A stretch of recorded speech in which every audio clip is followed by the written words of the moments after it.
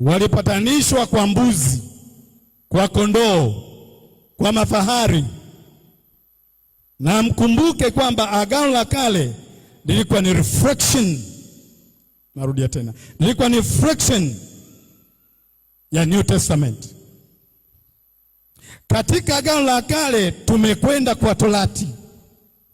Katika Agano la Kale tumekwenda kwa sheria. Anasema sheria ilikuja kwa mkono wa Musa na neema imekuja kwa mkono wa Yesu Kristo mwenyewe. Wale wote waliotembea katika Agano la Kale walitembea katika sheria. Walitembea katika sheria. Usiue, usizini, walitembea nazo hizo. Jino kwa jino, walitembea huko.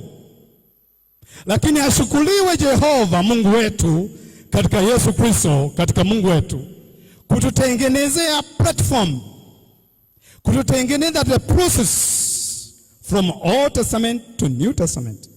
Tulitengenezewa daraja, tulitengenezewa platform ya kutoka Agano la Kale kuingia kwenye Agano Jipya. Agano Jipya linatuonyesha neema ya Mungu kuwa juu yetu. Unisikilize. Agano Jipya linaonyesha neema ya Mungu kuwa juu yetu. Manake ni kwamba kwenye agano ukitenda dhambi, ukifanya jambi lolote, jino kwa jino lazima upigwe. Akizini lazima mtu auawe. Agano Jipya ni kipindi cha neema. Wote waliompokea aliwapa uwezo kufanyika kuwa watoto wa Mungu, ndio wale waliaminio jina lake. Kwa hiyo tukiwa katika Agano Jipya tunatembea juu ya kivuli cha Yesu. Tunatembea chini ya msamaha wa Yesu.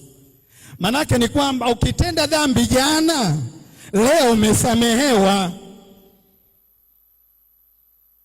La pili,